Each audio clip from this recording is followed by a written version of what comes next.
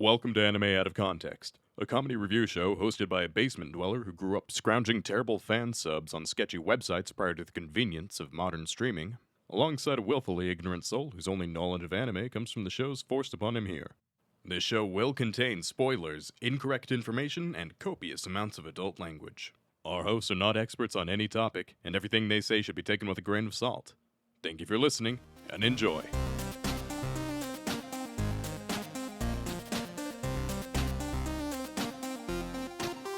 Hello and welcome to Anime Out of Context, the show where I attempt to explain the sometimes weird, sometimes wonderful, but always hilarious world of anime. And sometimes I feel like I've got the weight of the world, or at least an entire house, right on my back. I'm Shaun Rollins. I'm Remington Chase. And Remington feels good, doesn't it? It was a nice break last week, especially after all of the hell that I had endured prior to that. It was just what we needed. Yeah. And what really feels good for me right now, structure. Oh man. Coming back in with the normal intro, the structure. Oh. I mean, or we no. We can fuck shit off right off the bat. I don't think that's a good idea, Rem. I don't know if my heart could handle it. Just immediately wreck shit. That's always an option, Shaun. Like, you know how people say they need a vacation away from their vacation? My vacation away from my vacation is like getting back to a nice, clean, structured podcast. I'm just saying, I got a big red button right in front of me that just says fuck shit up. And man. I mean, you have had that button in front of you for a long, long time. And Call me Dee Dee, because I am wondering, ooh, what does this button do? That is, it's been a while since we had a very specific niche reference that, like, perfectly ages us. Like, it's been a while, Rem, like, that you've pulled out that niche of a reference. Like, I instantly knew what you were talking about, but I realize our younger audience might not actually know what the fuck you're talking about. They might not know that I'm talking about the greatest of all anime, Dexter's Laboratory. With the great villainous character, Mandark. I've always thought of you as a bit of a Mandark shot.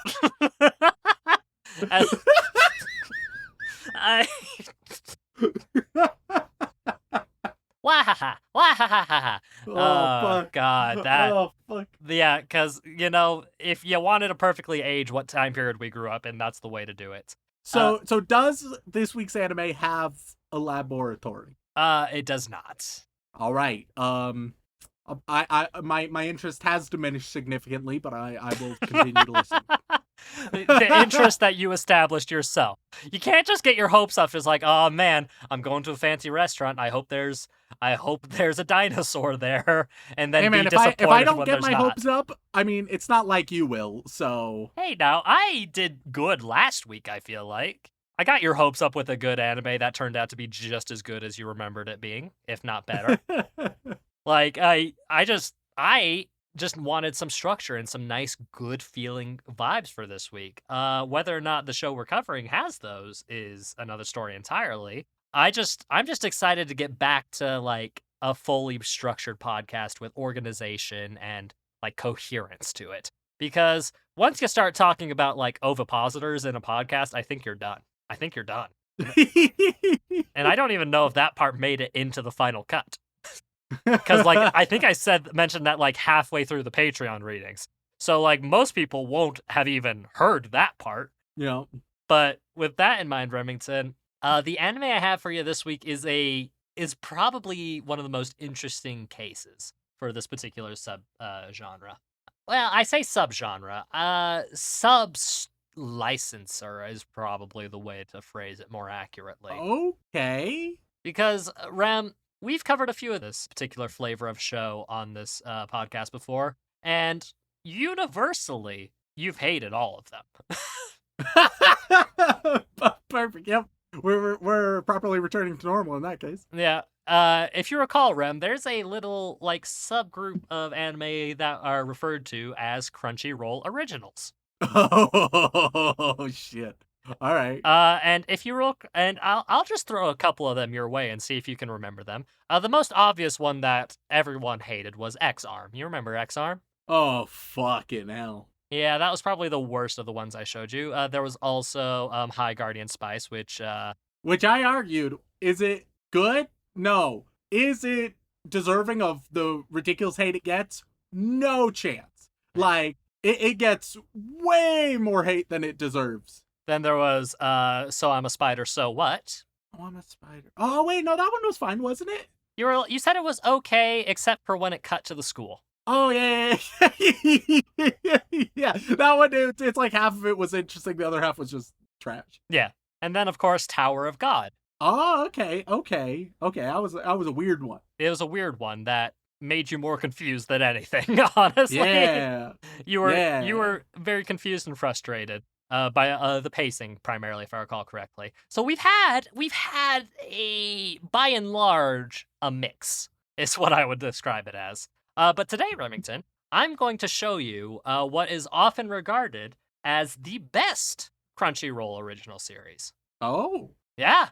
Like, universally, I think people have said this one is the best. I mean, there are some people that say Tower of God is really, really good, but I'm not going to piss off the Tower of God fans. Not because I didn't bother reading your manhwa. Sorry, I didn't care enough to. I tried to. I mean, couldn't. Apparently, my thoughts on Tower of God was that it was an okay show that had potential. At least that is according, and this is true, to a spreadsheet that's been posted to the Discord of a compilation of my opinions. So, Oh wow, wait. so apparently that's what I thought about Tower of God. I mean, that sounds about right. And I do remember when I did my research for that one, I did it in a furious frenzy all in one night because it was topical and I wanted to get that out there. Oh wow, there is a full ass spreadsheet of all your opinions up to a certain point. That is It's genuinely super impressive. most of this is very negative. I mean, what could you expect? Like, wow. But yeah, no. That is interesting. But yeah, with that, like, so it's a bit of a scale. But almost universally, everybody who watched this week's show has had a pretty decent opinion about it. They didn't say it was the greatest thing on the face of planet Earth, but they didn't, like, run crying and screaming after watching a handful of episodes of it.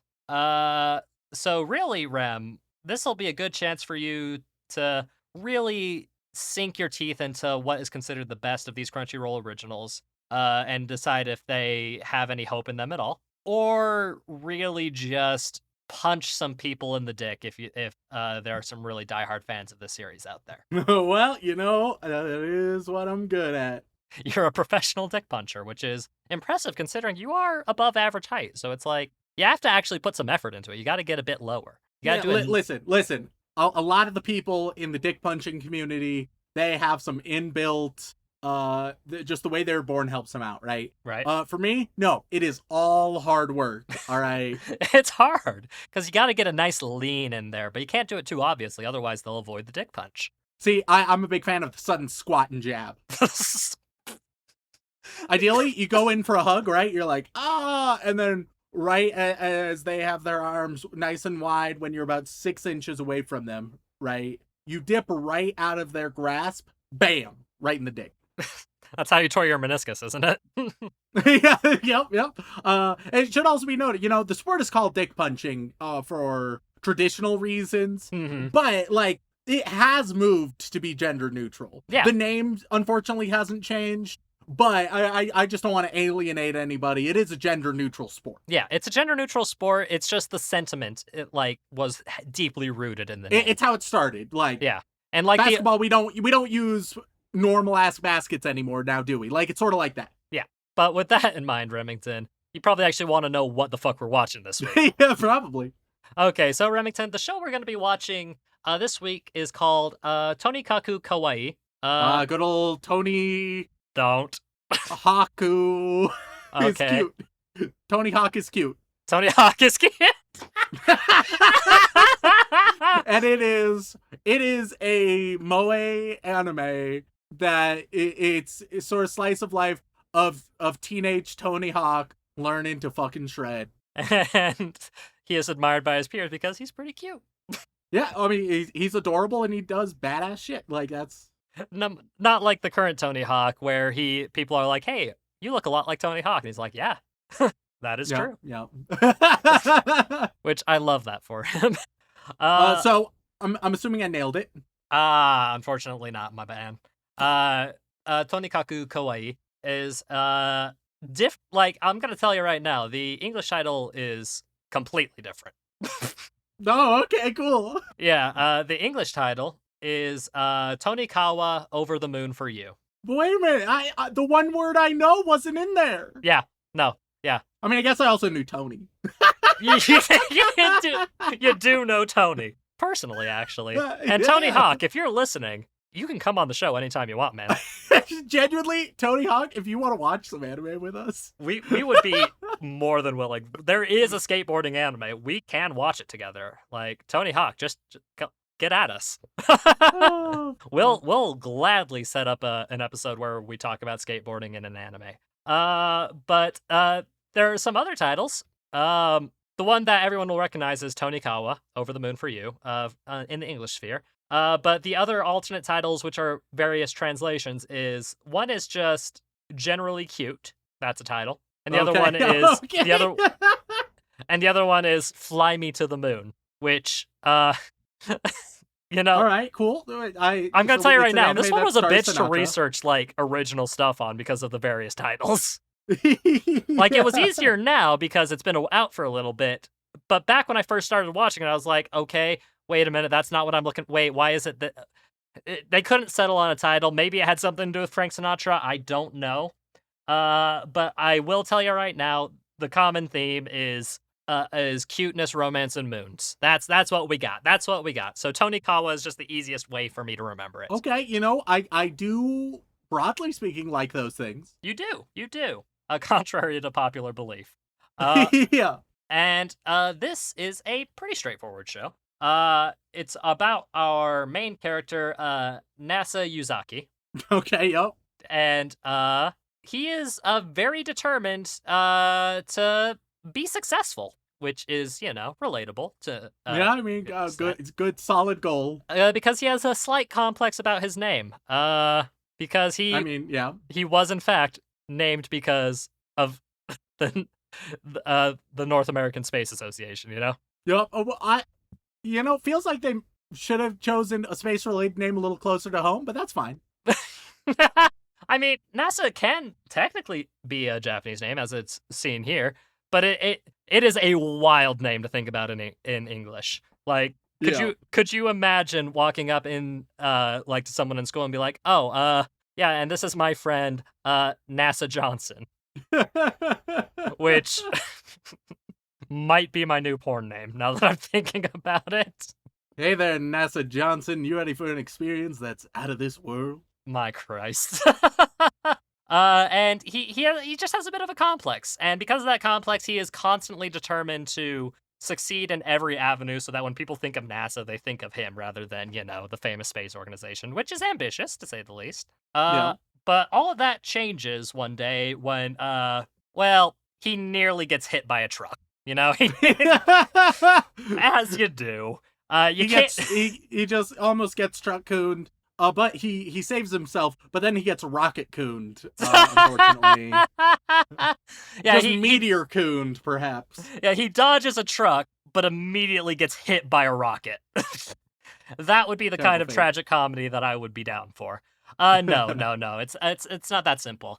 He is about to be hit by a truck, but he is rescued by a mysterious young lady. Ooh. And in the process of thanking her, it's, as you might imagine, a star-crossed lover scenario happens, and it's a love at first sight type of thing. And essentially, he chases after her after she leaves him, after calling an ambulance, and he tries to...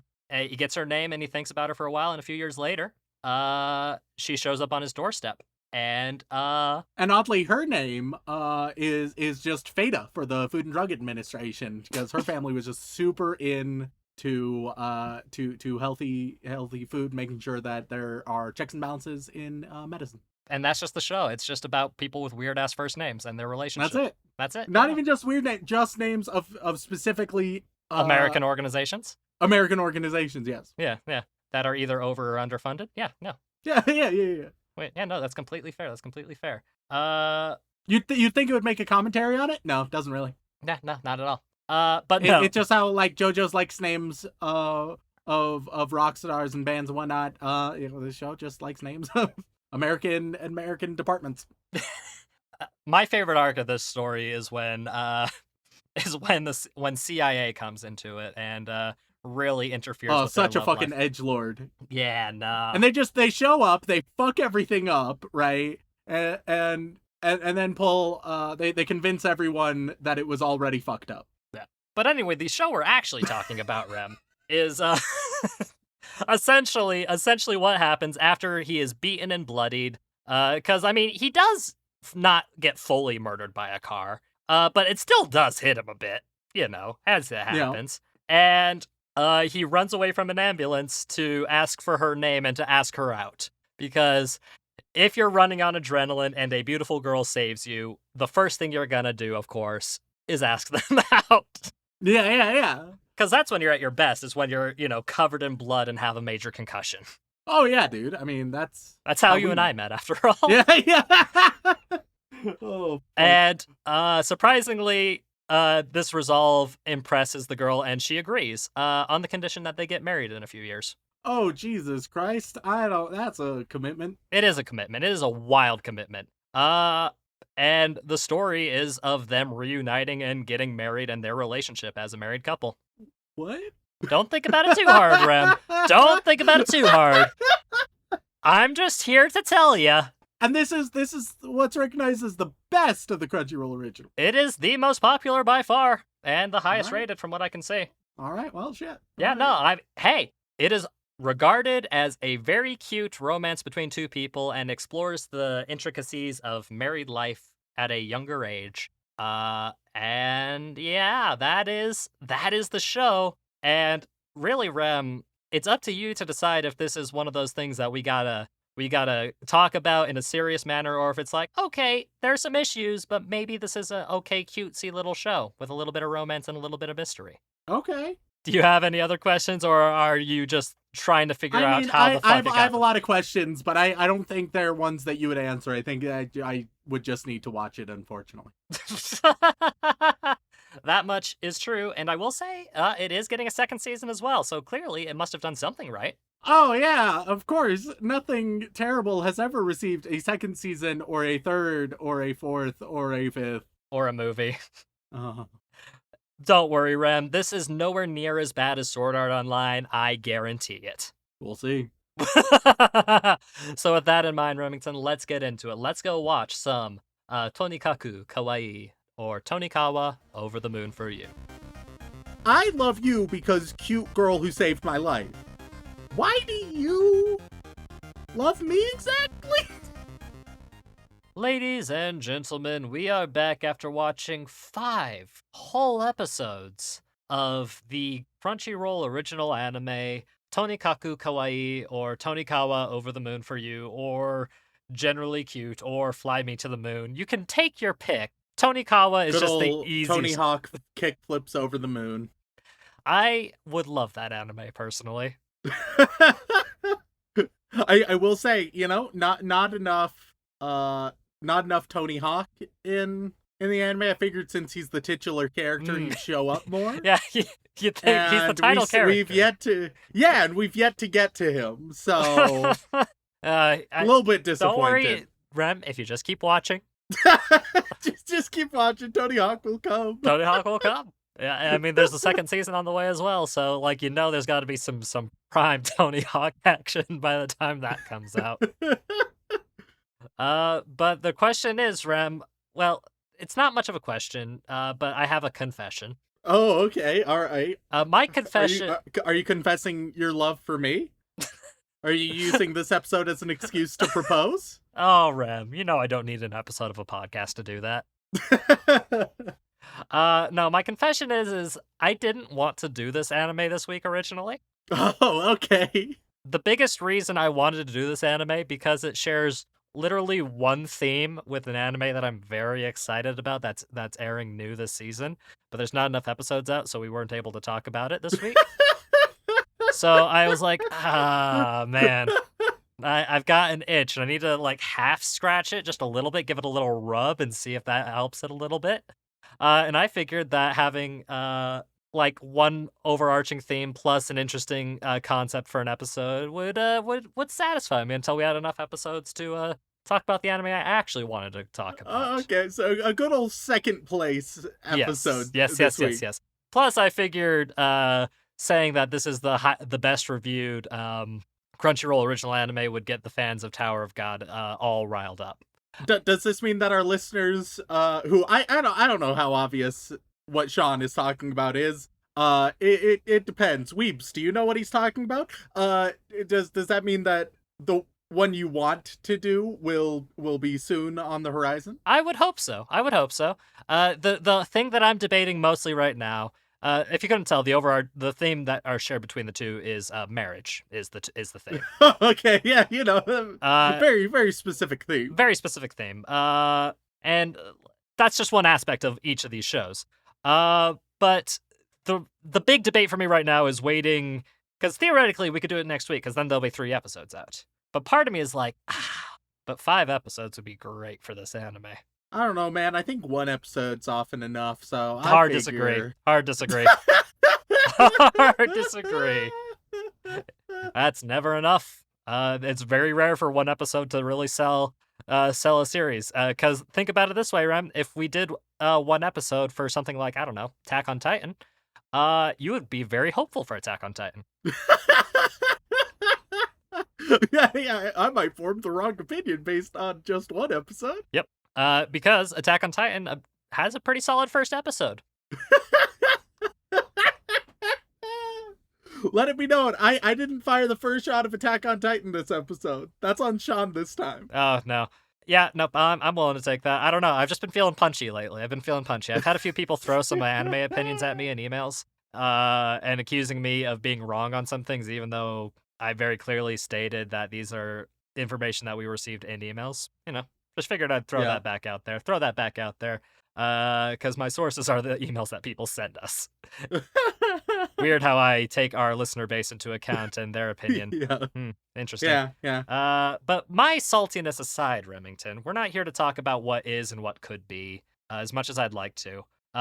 We're here to talk about Tonikawa, and I just need to know, Rem, do you think this lives up to the expectation of being the best Crunchyroll original enough to that it's probably one of the only ones that is getting a second season? Well, I mean, once again, Crunchyroll Originals aren't too prestigious a category from what we have covered. Doesn't mean that they're all terrible, but there's some that are really, really, really, really terrible. The sliding scale is more of a steep cliff, is what I would say. Yeah. It's a cliff of quality. However, with what we have seen, I think it's actually possible that this might just be the best Crunchyroll original. Wow. And astoundingly, so let me just say right off the bat, the premise is rough and sort of bad. The general selling point of this anime, I don't know, it's not great either. Like, first of all, just, hey guys, don't get married to strangers. That's especially PSA to all of our fans in our home state of Utah. Unfortunately, it's one that they're not going to listen to. Oh goodness. But yeah, so first that much, but then 2, it still, like, it's basically waiting for it to be explained, and then it just seems like it's like, no, it's just how it's gonna be. Actually, it's like, all right. It's very much I've come to see, hey, here's the premise, now forget about that and just focus on what these two are doing. Like, the premise isn't so much the premise as much of an excuse for them to live their married life. Yes. It's not like, oh, wow, so they got married so quickly, and it's just like, shut up, teenagers are married, don't worry about it. And it's like, oh, okay. It's very odd in that way. In fact, in the first episode, I started thinking, because they give this very strange vibe towards the girl, Tsukasa, right? Mm-hmm. And a mysterious, odd, and somewhat dark vibe around her in the first episode. And I was like, is this going to be some like super big twist. It pretends it's romance, but it's actually not type of thing. No, not at all. It's just, I don't know why they sort of made those decisions. It was a weird tonality that, for the most part, is dropped after the first episode. Yes. Like, first episode, it implies a lot of mystery that they're like, yeah, but that's not actually the show. But let's delve into exactly what goes on in that first episode. We open with our protagonist bleeding out in the snow. He's been saved, evidently, by this girl. Mostly He saved. gives some, yeah. He gives some exposition about his name. We see that he wants to get into a top school, and we see how he got hit by a truck because he was too horny. He was simping. And he was walking down the road, right? And he sees an attractive girl, and he's like, oh my god, that girl's so fucking cute. So he runs into the road. Yep.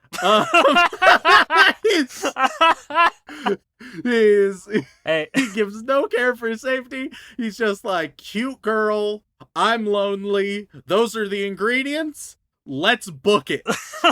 Which also, don't approach women that way late at night, all alone. Like, that's a little bit creepy. If you're just across the street, right, and you're staring at me, and then you book it towards me, no, and then if you just yell, no, I think you're really cute. No, get the fuck away. It's gonna trigger the fight or flight reflex. Yeah. So, once again, it's all a little bit stupid here. We get some, like, there's a metaphor about Princess Kaguya and the bamboo cutter or some shit. It's less so, it's like, oh yes, it reminds me of this story, and then I sort of expected them to really get into the story, right? But no, they're mostly just like, ah, yes. I mean, it's a popular folktale, a Japanese folktale, and it's been hinted at and touched at in a couple of other anime we've watched. It's very popular to riff off of. Well, it doesn't help me at all. Well, no, no, it doesn't. Because I don't know, Rem. I feel like your knowledge of Japanese mythology and folk tales and fairy tales and the like is probably not super in depth, as it turns out. I'm only somewhat knowledgeable about the spooky shit. And the story of Kaguya is not exactly spooky. Yeah. No, it's a romance, kind of. So, the driver is like, oh, and the girl are like, okay, we're gonna call the hospital for NASA, and NASA's like, nah, but I'm still horny though, even though I'm bleeding out. So I'm actually gonna go follow that girl. Now, and like the driver of the truck is like, what the fuck? Oh, what's wrong with you? Look, no, Ram. I think you misunderstand. It's not horniness. It's pure love at first sight, raw emotion. Oh, okay, yeah, sure. That a 16-year-old sees a hot girl. I think he can interpret those feelings as love, buddy. Let me just tell you, there's some more going on. All right, there's other ingredients that you aren't able to parse out right now. Not gonna make that joke. Anyway, continue. So he follows Tsukasa and is like, hey, and she's like, what the fuck are you doing? Which also, I don't know why she just left him. Also, I don't know. It's really weird. Like, once again, it's to sort of just set her up as more mysterious for no reason. And she gives him her jacket and is like, all right, just stay here. An ambulance should be here soon. Now I am going to go. And he stands up and he confesses his love for her and asks her out. And she's like, only if you marry me. And he's like, sure. And then he passes the fuck out. From blood loss. Yeah, because oh, and also both of his legs are broken this whole time. Oh yeah. Adrenaline's a bitch, y'all. You could do some wild things on adrenaline. So just really weird. It's I'm still, like, even as we're discussing this episode, I feel like there's something I'm missing here. Because it so strongly indicates that there's something real weird going on with her. I will say, without spoiling too much, there is, but arguably Right now, that's not the point of the story. Later it still implies there's something going on with her, right? But it doesn't seem, I don't know how what it points at later has any relevance to this. Like, I don't know, man. I can't put those puzzle pieces together. Don't worry, you won't be able to even if you watch the whole first season. Cool, awesome. You'll have an inkling. You'll have an inkling, and you'll be like, okay, this could happen, or it could also just not be this. And those are like the two options. NASA, he's in the hospital, he gets discharged, he goes home. He lives alone because fuck parents, you know? Also, from this point forward, like, even though one of the first scenes we saw was him at school, there's no need for any school anymore. He works, but I don't think it's shown us where he works. I don't think we've seen him at work. He works from home. He does, like, online stuff. What the fuck? Yeah. Well, wait a minute, no! Because he has to go out. Well, yeah, he does. He does have a couple jobs at first, but down the line he gets a job from home, if I recall correctly. Like, look, man, you gotta keep these two together as much as possible, otherwise the anime doesn't happen. You gotta have the two couple be together. You can't have one of them be at work most of the time, the other one be by themselves. Like, come on, my dude. Just a lot of confusing things. Then Tsukasa shows up and is like, hey, here's the marriage registration, right? And they sign it, go to the ward office, get it all official. Congratulations, they're officially married. And then they hold hands, and there's this really awkward conversation that uses the phrase, and I really don't like this phrase that they continue to use, all you can grab like a buffet. I don't know, man. You don't like the idea of a grabbing buffet?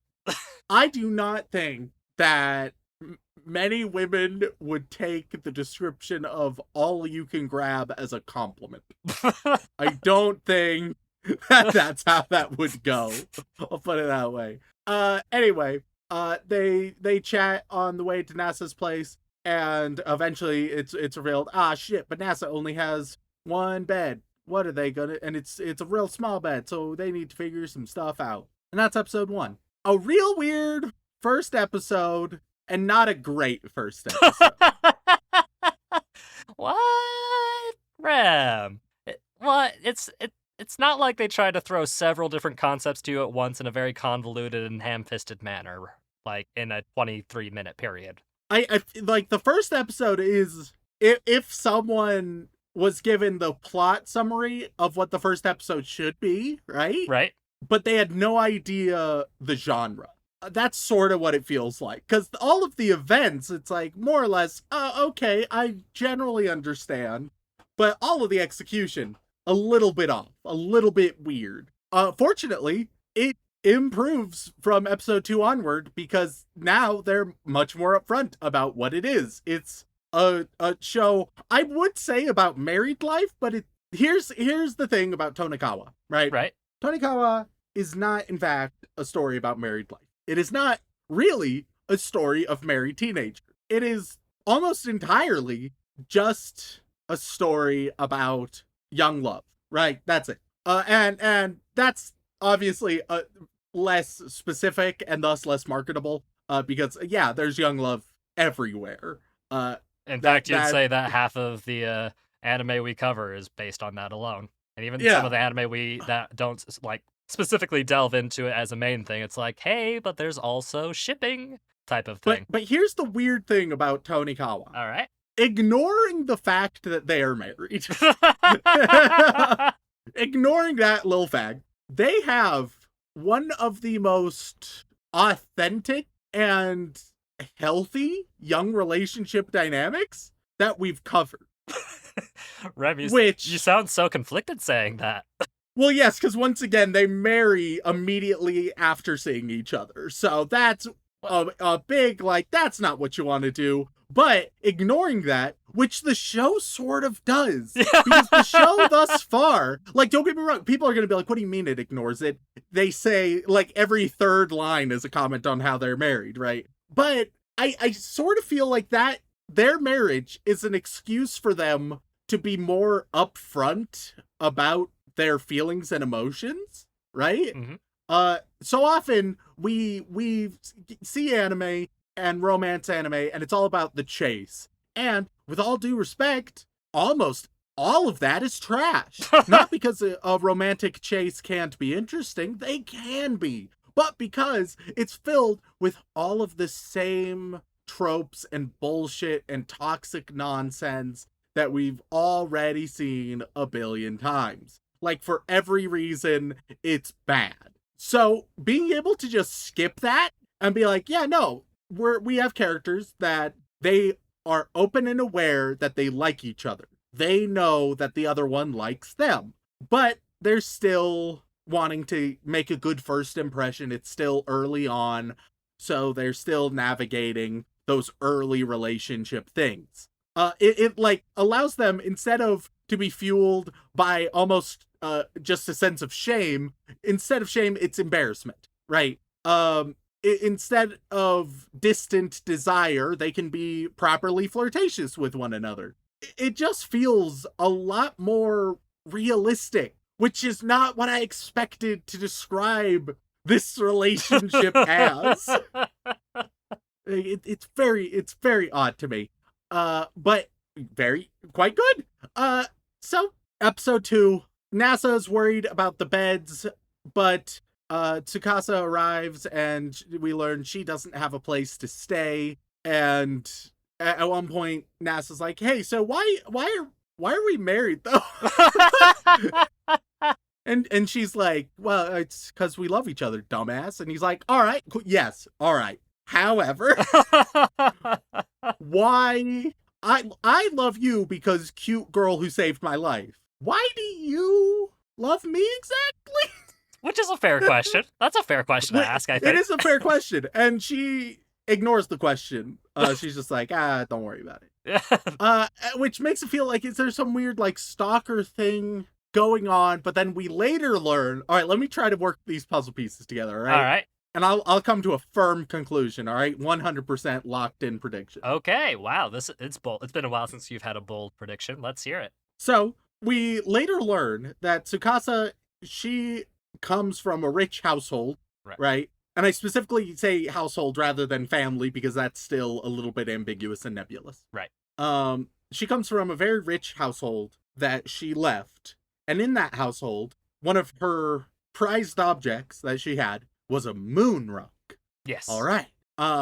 It's also very vaguely alluded that she has somewhere she wants to go. This combined with the moon rock, it seems, if you're grounded, you think, okay, she wants to, like, maybe visit, like, NASA headquarters or something, right? She wants to visit a space center. If you're a little bit more out there, maybe she wants to visit space or the goddamn moon itself. Then you got a boy named NASA.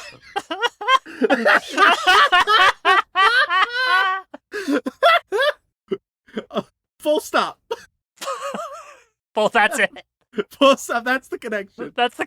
But here's my prediction. Okay. Right? Where does she want to go to, Shaun? Oh, Rem, don't say it. She wants to go home, Shaun. She wants to phone home. That's right. Tsukasa is E.T. Oh, thank God. I thought you were going to make a joke about how the only space she wants to explore is NASA. Oh.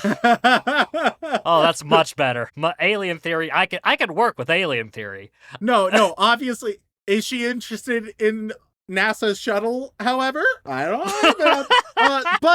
But official guess, she is literally E.T. No, I am not. The prediction is not she is an alien, all right? She's literally E.T. from the hit Steven Spielberg movie E.T. Yes! Yes! She is a little shriveled up alien who has, like, some very rough English skills and a glowing finger. Yeah, it turns out the rough English skills should have been speaking Japanese. did anybody try to go to ET and speak to it in Japanese? I don't think so. So official Wakarimasen, locked in Ichi-kun. guess. And so yeah, she wants to phone home. That is official locked in prediction. Okay. So I'll come clean for you right now, Remington. I'm not going to spoil the show or anything. But that bit of information is all you're getting for the rest of the season. What the fuck? So yeah, no. So you can keep that prediction. You can lock in that prediction.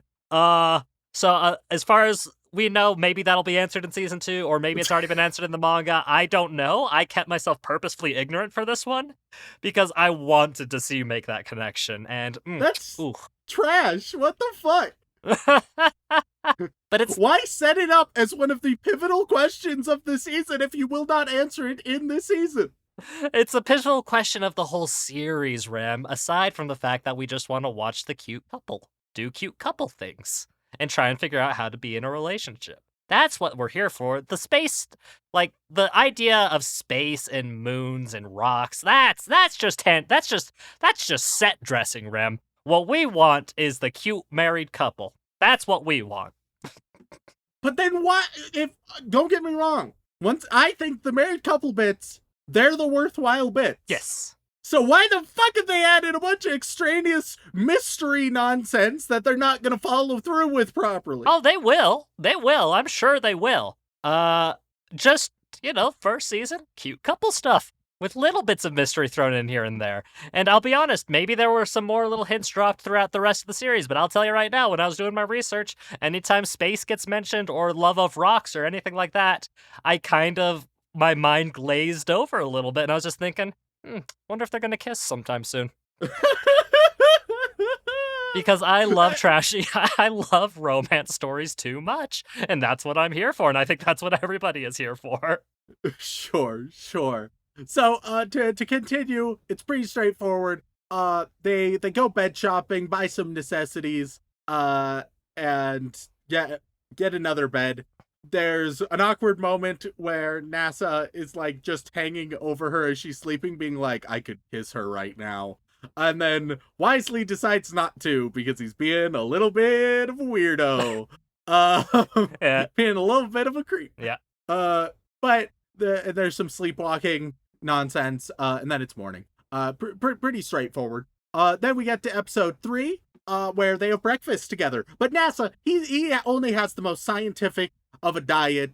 Basically, he has a hot pot every single meal. He just puts the same ingredients in every time. There you go. Perfectly balanced. As all things Tsukasa's should be. like, yeah, Tsukasa's like, nah, that's bullshit. Let me make you something. And she's the best chef in the world. So yeah. Or they go to the other world, perhaps. Dylan, could you, whenever you find it appropriate, can you just add, I think it's the X-Files sound to The it? X-Files sound. One sec. I think, is it what I'm talking? If it's the sound you just did, that was the Twilight Zone. No. No, okay, but the one I want him, I know that the one I did was Twilight Zone. The one I want him to add is the X-Files sound. Which is what I was thinking it was. Like, I know, I, as a cultured individual, know what you're talking about.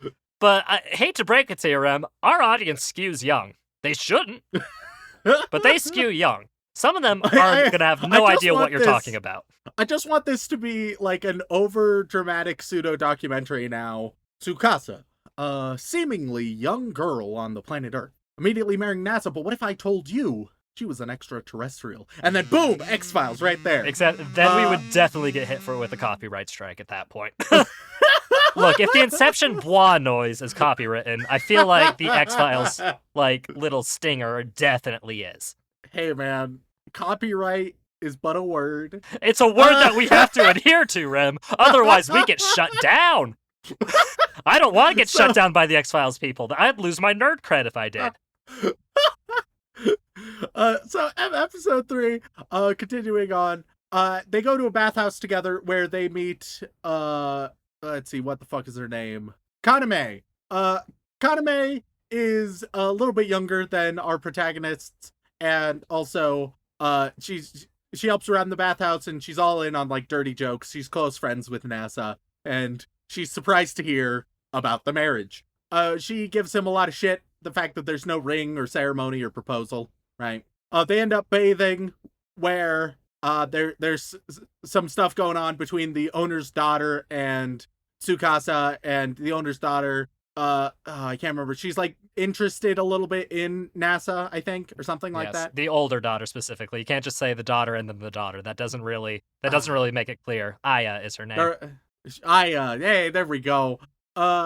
Anyway, there's some nice shenanigans in the bathhouse. Some silliness going on. And it's not the normal, like, anime bathhouse shenanigans that's just excuse for fan service and horny bait. Yeah.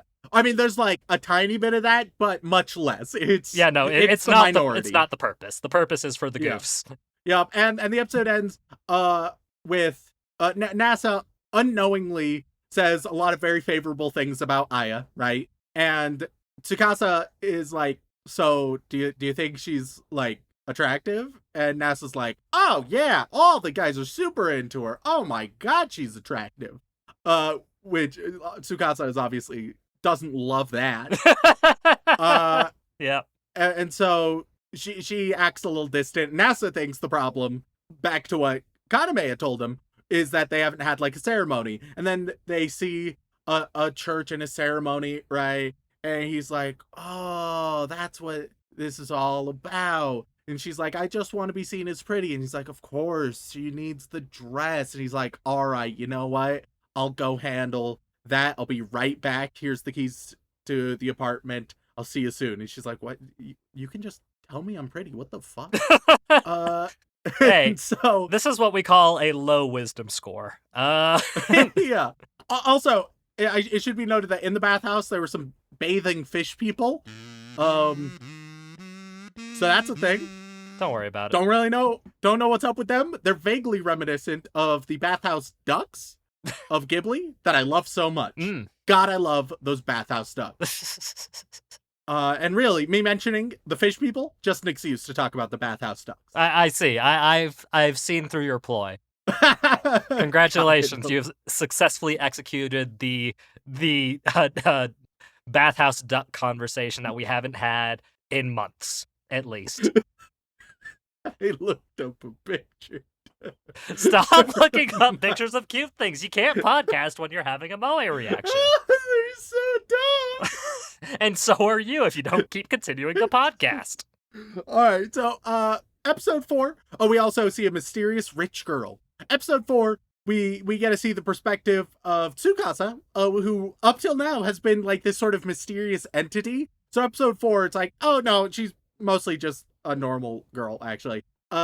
She's home alone, and so she wants to like clean or do something, but nothing is working out. Eventually, the rich girl that we saw in the last episode, she arrives. So thankfully, they're not making us wait a billion episodes. They're like, no, we foreshadowed it. Now here it is. Yes. Which in this case, I can appreciate. And so rich girl arrives and talks about how the great grandma is worried, but she's just sent away. Tsukasa's not interested in talking with her. NASA finds the rich girl just crying. He comforts her, right? Helps her out. It's like, oh, it's unfortunate, the scenario you're describing. Then Tsukasa comes out and sees what's going on, and the rich girl, Chidase, is like, motherfucker, you tried to help me and give me advice, but you're the one I'm worried about. And basically, the rich girl is also in love with Tsukasa, right? She's also in love with her and very jealous of NASA. So Chidase does the only reasonable thing after NASA de-escalates like a champ. Right. And Chidase is like, all right, then I shall kidnap NASA. So she does. Then she attempts to create false blackmail in a somewhat weird scene with adult maids who are much too willing to present themselves sexually to a child.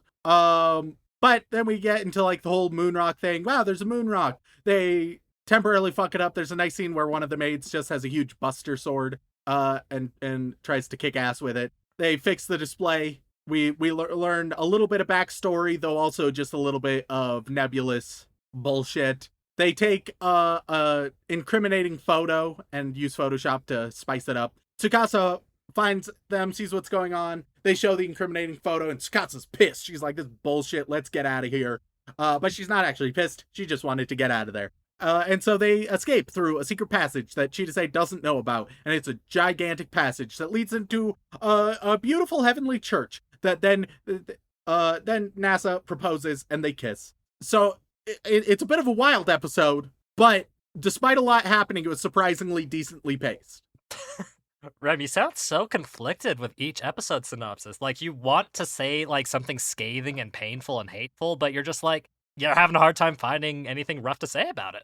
It is a surprisingly fine show, despite all indications leading to it should be trash. It should be trash. Right.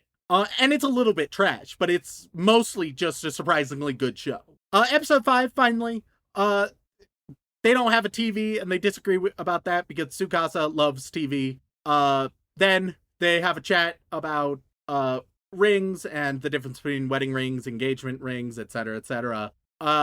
They chat about that, and Tsukasa's like, it's really not super important. But Nasa's like, but maybe it is, though. Maybe it's really important. So they go ring shopping, and eventually, after Tsukasa sees, okay, it is important to him, but also he needs to recognize that the price is the least important part of it, right? It's serving as a nice little reminder of our love. That's totally fine, but within reason. So they get some nice cheap rings, and they're very happy about it. They're very pleased. And as a general note also, diamond rings, super overrated, Oh, y'all. yeah, no, I was literally, I was waiting for you to finish so I could jump in with that exact same thing, Rem.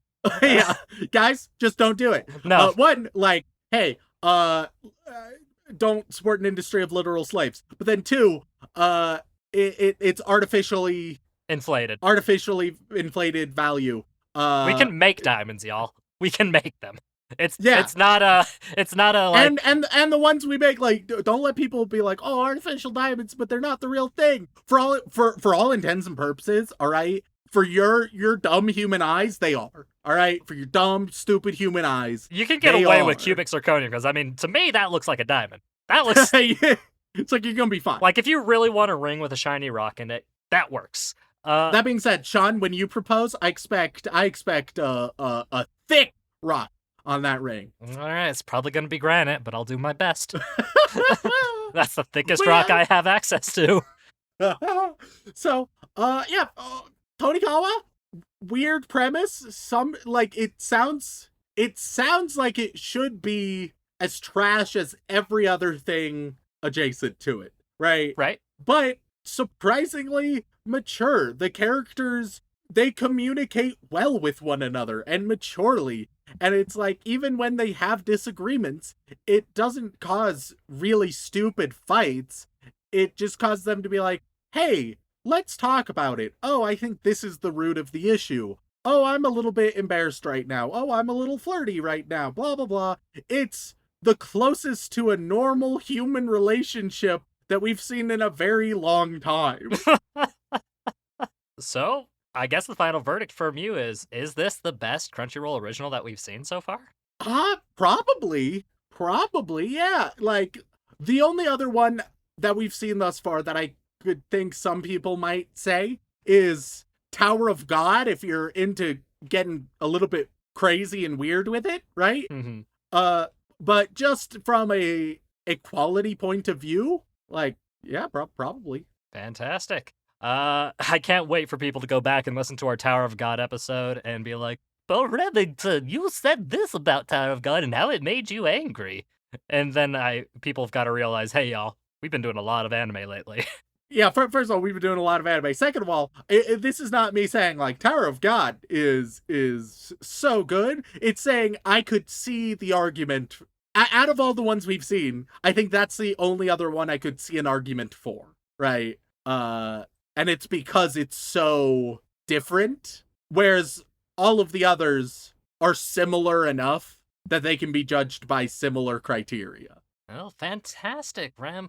Isn't it? See, I'm not always out to get you when it comes to anime. I sometimes have nice things in store, And it's just that sometimes the premise of them are so weird and hard to explain that even I struggle to present it in a way that will make you interested. I will say, I was very skeptical, but the show proved me wrong. And that just makes me feel so much better because the next time we hear Crunchyroll Original, you just know it's going to be a winner, don't you think, Ren? Yeah. Based on past examples and what we have to go forward, I think it'll be a winner. But the question is, Ren, do you have any guesses as to what the MAL score for this one is? Let's see. People saying it's the best, but it still is a Crunchyroll original. Like, let me be clear. It's good. From my perspective, this isn't like a super special show. The only thing it has that's sort of unique about it is that it has a more authentic relationship. But also, I don't think the weebs care about that as much as I do. I don't think they care about, like, how human relationships function as much as I do. So, like, the thing I weight most heavily, I think the weebs almost weight, like, the least heavily when it comes to this. Let's call it an 8.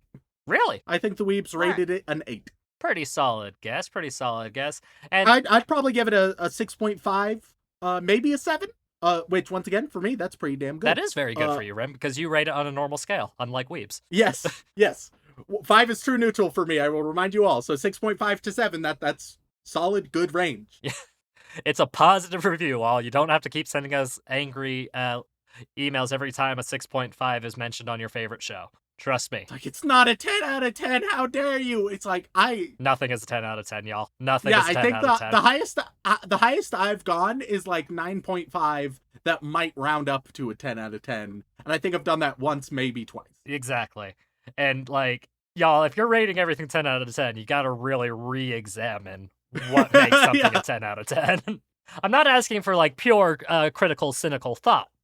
I'm just asking for a little bit of, like, introspective and self, like... Yeah, it's like, I don't need a perfect bell curve, y'all, but yeah. if it is just... If it's just all to the right, or all to the very left, right? If it's just a valley, well, you need to calm down. Things are more than black and white. Like, my favorite example is, slight tangent, One Piece dropped one of the most exciting, like, animated episodes it's ever had, and everybody's excited about it, and it was really good and really exciting, and everybody is like, oh man, One Piece is a 10 out of 10 anime. And then I feel the need to remind them that there was a solid, like, 8 to 10 years where it was one of the worst animated things on the face of the planet. So, and that's coming from a One Piece fan, so don't at me on that. But with something people also struggle with is, like, sometimes there's 10 out of 10 episodes. I can accept that. Sometimes there are perfect or at least near perfect episodes of something, which contributes to, like, the show's overall quality, obviously, but it is not entirely determined by that. A show is not entirely determined by a single one of its episodes. Usually. There's some... Listen, no episode can singularly make a whole show 10 out of 10, but I think that one episode could potentially make it, like, a 1 or a 2 out of 10. Oh, easily. Oh, yeah. I think one really, really, really bad episode could tank a show. I mean, we all know how Usagi Drop ended. Oh, what the fuck was Usagi Drop? It was the father-daughter anime that you really enjoyed until I told you the ending of it. Oh, no! Gotta keep that memory fresh, buddy. No! But you said an 8 on Mal. You're pretty close. With 325,000 ratings, Tonikaku Kawaii is sitting nice and pretty at 7.92. I mean, I'm glad I got it mostly correct, but now I'm still just re-traumatized by Usagi Drop. Yep, don't worry. We'll never revisit it, which is why I told you the ending in the first place, because it's cultural. You needed to know. I'm sorry, but you needed to know. Because if I have to go into every father-daughter anime with fear in the back of my mind, you do too. God damn it. Speaking of which, there's a new one this season, and the fear in the back of my mind is so palpable. No! I'm like, the first episode seems like it has some promise, but I won't know till the end, and I refuse to give my opinion on it until the end. But with that in mind, any chance you'd want to go and watch some more Tonikawa with me, Rem? See, I mean, passively, yes, but not super actively. Because while I've enjoyed what it has given me thus far, it's not like a priority to watch more. It feels like one of those shows that, like, I feel like you understand what's going on and what's happening. Asterisk weird love of space. Like that's the asterisk right there. Yeah. That's the question for later that you may want to find out about. Yeah. It's just whether or not we come back and revisit it is the tricky question. Yeah, and I'll say, like, if it happens to be on, yeah, sure, why not? But you're not going to seek it out. Yeah, probably not. Fair enough. So with that in mind, thank you all so much for joining us. If you enjoyed Remington actually being surprised by a really fucked concept, then please head on over to where you get your podcasts, whether that be Apple Podcasts, Podbean, Stitcher, Spotify, and leave us a review. It means the world to us, and we do read every single one. And if you'd like to support us more directly than that, we do have a Twitch channel, twitch.tv/animeoutofcontext, where myself, Remington, and Dylan occasionally play video games very poorly. But if that's not enough for you and you'd like to support us even more directly, you can head on over to patreon.com/animeoutofcontext, where you gain access to all kinds of lovely bonus material, including having the opportunity to have your name read aloud on the podcast. So, Remington, who are we thanking this week? Well, as always, we would like to send our regards to all of our bland bitch protagonists, as well as our magical girls, who we really appreciate. But moving on, we get to our yandere waifus, who save us from being truck-cooned before throwing us right back in the road. And on that list, we have Alex, Zionist Demon School of Law and Home Defense for Home Rule, Xanax, you crazy bastards did it, I made it to finals week and will graduate in May, I truly had the power of God and anime on my side, Yant the Mailman, Yandere Neko, you hear, why Shaun, what are you doing, Step Shaun? White Swords has 2 Sword Art Online Alicization sets too many. The SAO episode made me forget to make new set announcements. Walk Me Home Gently, Wacky Hypotheticals, Juliana, Trenton Farrell, Totally God. 2 Rem's Girl, the tongue punching thing is to just make him uncomfortable. Don't read the next part. Rem, just tell me when and where. Titan CNH, Tim Westy, The Susanator, that film guy. That was the worst throw ever of all time. Tetsuo 13, Silent Secondary, Shaun, Can I Tickle You? Shaft is producing a Ruby adaptation, so my Yang cosplay will be relevant again. School Days and Clanhead for the feels. Salty Pretzel, Run, She's a Ghost and a Bitch. Ross Palmer, Rhiannon Williams, Rem is a bland bitch tsundere protagonist. Remington Merrill, No Waifu, No Waifu. Nick Harvey, Nando the Mando, My Afro Ate My Dog, Mr. Marshmallow Man, Mike the Mutilator, Mikeka 7 Hierto, Mexican Gone Freaks, Matthew Drum Says Shaun's a Bitch, Matt02 Max, Luki O, Kazumrako, Casey Mosley, Cassidy, Just a Traveler, Julian Garcia, Jax, Jam Hands. It's Sexual Assault Awareness Month, let's watch some ecchi BS. I, Remington, redact my statements on Toradora, also Hey Dylan, wanna fuck ooh. I want Rem to ruin Darling in the Franks for me. I, Remington, enjoy Moe Lolly Girls. I guess you're on Keter duty. Hunter Davies, hey you, slob on my knob, like corn on the cob, they give me head like a Rem in bed, do a moan. Hey everyone, come check out my new podcast, Anime Talk with Rem, where I, Remington Chase, finally admit that I'm a massive wee. Helium nitrogen, tantalum iodine. Now look at the periodic table. It's rare when a Patreon name makes you so curious that you're actually going to follow through with what they say. I mean, it feels necessary. Yeah. Oh, okay, yeah, no, okay. I see what you have done. What'd they get you with? I see what, then you gotta look it up yourself, bastard. I wasn't listening. Damn it, I have to go to Patreon to actually pull it up. Oh, no. Glenn Michael Dolan, Fuck of Love Fox and Boy. First we had Linus Weenus, then Biggest Dickus, and now we present Deletus Fetus, brought to you by Gugus Gagas. Finally got my husband to admit that Boy Love Anime has a cute romance story, now to make him watch Dakachi and ruin that thought. Farmer Weeb's bad pickup line of the week. If I flip this coin, what are the chances of me getting head? Fantide, Extreme Cobra, Epic Amy, Dylan's voice, Rem's charisma, and Shaun's culture would make the perfect man. Now to lure you guys into my fusion chamber. Dylan's masculine meow is now my new notification. Dramatic T, Data Type, Darkstorm713, Daddy Dylan's yogurt doesn't taste yummy at all. Creed 13, Shy 900, Cheese Monkey, Cage in the House. By the way, what are you doing here, Onisama, asks Misaka, beginning her interrogation. Brock Hard for Geodudes. Bovril, it's beef juice you drink on purpose. Big Blue Bear Boy, Audio Glitch, Ariel Bird. Anyone who defends redo of a healer belongs on a government watch list. Yeah. Elise Howard, AJ Honey, and Adam McLaughlin. Thank you all so much. And now we move on across the pond over to the lovely wizarding school where we get to our boy wizards. I will say, Rob, I love how you agreed with the person who suggested the watch list, even though you don't really know what redo of healer is about. It's a horny one, isn't it? It's put simply, yes. I'll tell you about it when we're not on the podcast because We're never covering it. I'm just gonna reiterate that every time people ask for it, it's not happening. It's not fucking happening. No, yeah, I feel like at some point or another you've told me I haven't told something you along those lines. everything. You haven't but we're told just me, not yeah, you haven't touching told it. me details, but like in my subconscious, I know that it's real trashy. But all of our boy wizards are going to get a random Star Trek character, because space. And truly, there's so many options, and I don't know any of them. So it's truly, will you get a main character? Will you get a rando? Who knows? So we start with, warning, you're 799 episodes away. You get Linus. Vincent Calabrese, you get Gowron. Team Dulu has annexed Capitol Reef National Park, and Ice Age declared it's the best place to view the stars. Hashtag Team Dulu Utah invasion. You are going to get Daniels. Stick Meat gets Female Changeling. What a character.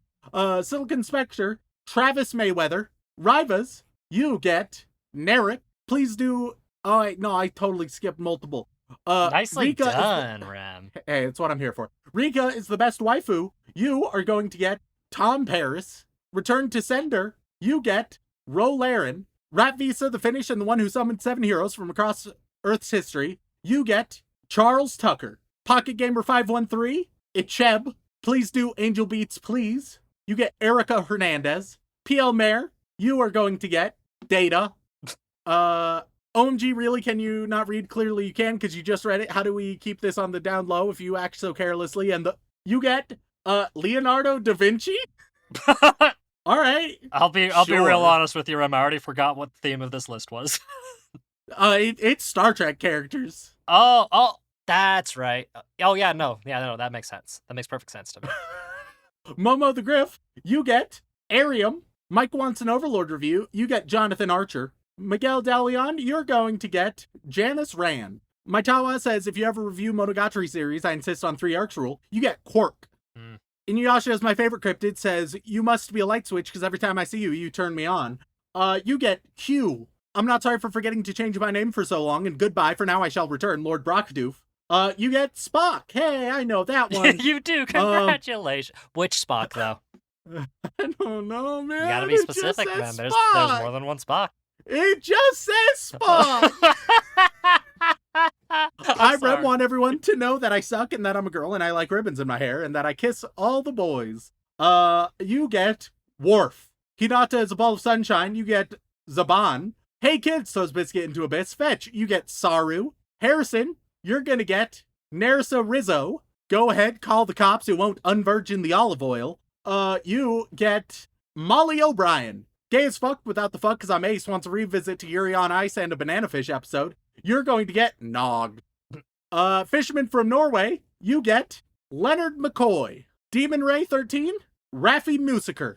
Beethoven 1201, a.k.a. Koei Izumi, you're going to get Neelix. Anime Girl, you're going to get Kern. And Choi 4, you get Sonia Gomez. All Father's Cursed Fact of the Week. I'm running out of cursed facts. Dylan, put one in for me, please. Carmine, one of the most popular forms of red pigment used in food colorings, is made from crushed up insects.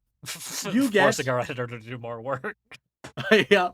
You get Hugh Colbert. Aaron Hegland, you're going to get Christine Chappell. And last but not least, 2 sec Sean, I have to show you my Rule 34 review. It's my favorite of my many folders. You get Reginald Barkley. So there you go, all of your characters, and we might move on to the highest of all the most esteemed things, to our inappropriate Joey Wheeler tier. And for you guys, you know, we're gonna keep going with, we're going to give you life advice in the theme of classic sci-fi movie quotes. Oh dear. As Joey Wheeler. Oh dear.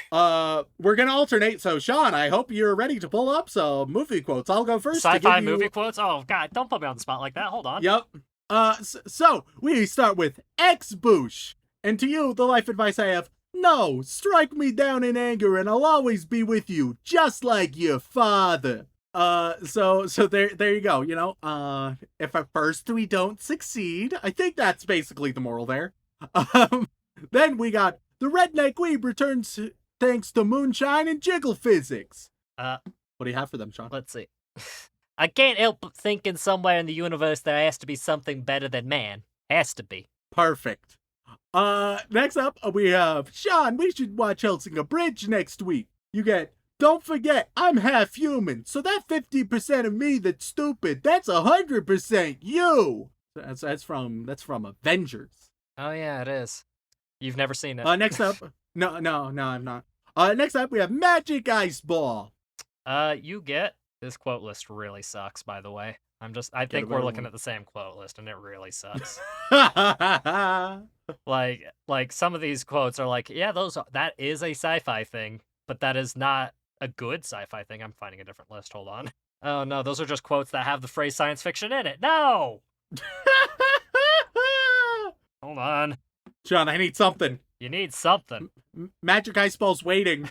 Not long, because our editor is patient and loving, and is tolerant of our unfortunates. Unfortunates? What? Our unfortunate misfortune. Yes, our misfortune. What? Yes. There you go. That's what you're trying to say. I think it is. Yes. Okay. You know what? Fuck this. Star Trek quotes. Make it easy. Don't need to struggle. All right. Improve a mechanical device and you may double productivity, but improve man, you gain 1,000-fold. That's con. I don't know if the math is correct on that one. Well, it was con. Like, yeah, fuck con. Am I right, fellas? I mean, some people want to, especially after he was played by a Battlefield Counter-Strike. Next up, we go to Logan Young. I'm sorry, Dave. I'm afraid I can't do that. So there you go. Hal from 2001: A Space Odyssey. But yeah, not everyone can do it for you, Logan. Sometimes you're gonna have to do it yourself, and you're capable. Wait, no. Next up, we have my dear old mom. Things are only impossible until they're not. I mean, that's a dumb quote. It's not one of Captain Picard's winners, I'll say. I mean, it's technically true, but it's not one of his winners. Next we have Coral Empire. You said science was about admitting what we don't know. That one's from Interstellar. Blood cell, not the white one. You get change is the essential process of all existence. You can guess who said that one. Spot. Next up, we have black cell, not the white one. Didn't repeat myself. They're just two separate people that are fucking with me. Well, I'll be honest. I 1,000,000% gaslit myself. But now, like, seeing them in the same room, I'm like, oh my god. It's like Batman is Bruce Wayne. What? It fucked with me hardcore. Marty, what in the name of Sir Isaac H. Newton happened here? Okay, yeah, see, like, that quote is what got me off of the other list, because I think of all of the Doc Brown Back to the Future quotes you could put on a list, that's the one you go with. Even a fucking simple "Great Scott" would have been better. Well, get fucked. Ashley and Andrew Poe. It is possible to commit no errors and still lose. That is not a weakness. That is life. That's one of Captain Picard's better lines. A pearl necklace would look really nice on you. Oh. It feels like there's something I'm missing. That's what film is that from? I don't know. No, you don't. Pearl necklace. Do you understand the slang meaning of a pearl necklace, friend? Like, it may have been said in genuine in whatever film it was, but it definitely does not mean the same thing it does whenever that was said. I see. All right. Yeah. I understand. I interpreted it in earnest. Yeah, no. I wish I could. I wish I could interpret that in earnest. No, but you live with Dylan, as we all know. Yeah. That's his favorite.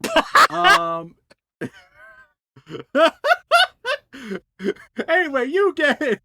The universe is big. It's vast and complicated and ridiculous. And sometimes, very rarely, impossible things just happen, and we call them miracles. That's Doctor Who right there. That is. And last but not least, going above and beyond, we got Dylan Hayden. And you get one of the best Star Trek quotes. Can!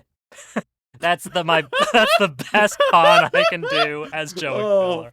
It's so cursed. Holy it's shit. So cursed. Oh my god. I'm so sorry, Mr. Hayden. I am too. We love you very much. If you want to reach out, whether it's for a comment, question, feedback, or recommendation, you can tweet us at AnimeConPod on Twitter, or send an email over onto animeoutofcontext@gmail.com. Once again, guys, thank you all so much for tuning in. We love and appreciate you very much. And as always, don't fuck your sister.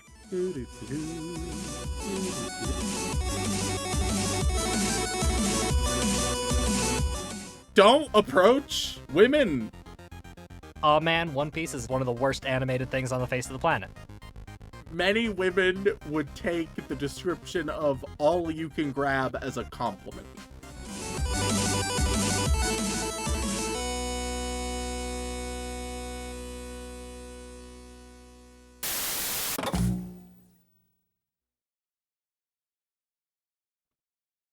Hi, Shaun.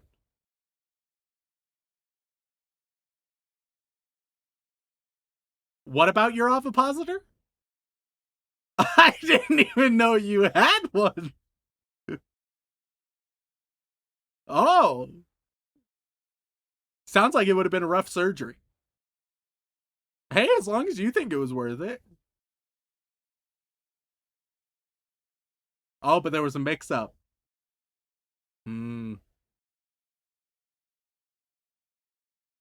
I feel like it would just be like really bad kidney stones, you know? Well, I'm always here to help you through it, man.